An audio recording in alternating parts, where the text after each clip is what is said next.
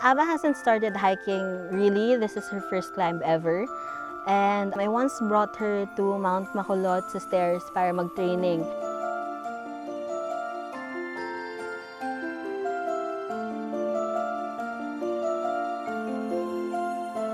Started with her in a backpack, and then we're just going around the step, tried to do as many rounds as we can because we were training for a climb, and then I brought her along. After, I think, 2 rounds, she asked me if she could go down with the pack and just walk on her own. And I'm like, okay, why not?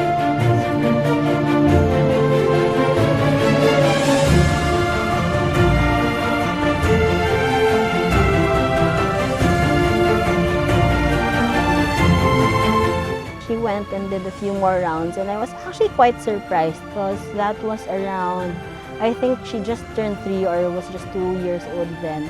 And for her to have the initiative and just offer that, like, hey, I want to do this on my own, well, just opened my eyes to the things that I could do with her in the outdoors. It is important to bring kids to outdoors so they could gain knowledge, appreciation in nature. She's 9 years old. First hike today, Mount Golugod Baboy. Well, for him to be able to enjoy nature and his surroundings. Apollo just turned 2 and it's his first time.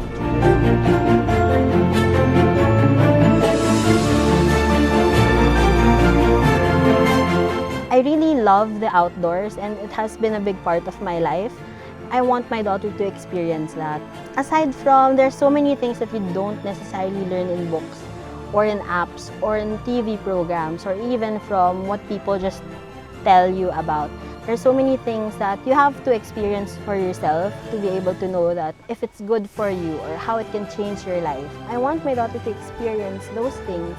Kasi ang daming things na parang galing ng mundo, parang just marvel at how things were made, or like how rocks can be that big, or how the sand can be like hard and soft at the same time.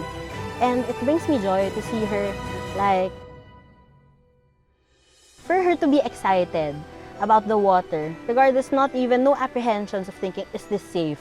Is this cold? Is this hot? She doesn't overthink. It's in the outdoors, it's all instinct. And I guess that really helps. It gives their instinctive side. Good po, and sobrang saya. Sarap ulit-ulitin ng ilang beses kahit nakakapagod siya. Pero worth it yung pag nandun ka na. Sobrang ganda ng view. For now, mahirap pa kasi beginner pa. So mahirap pa yung hiking. Pero sa na-experience ko kanina, masarap maging hobby yung hiking. So sarap ulit-ulitin. More value and makes them realize there are things na you just have to act upon, just trust your gut. For her to be very inquisitive when it comes to, why is the rock shaped like this? Why is there a big rock? Why is there a small rock? What is this plant? Why are there so many worms? What's this worm? And so much more. And it makes you value all types of life in general. I noticed that there are things that help her to be more responsible when it comes to just taking care of the environment. Very fun. What was your favorite part?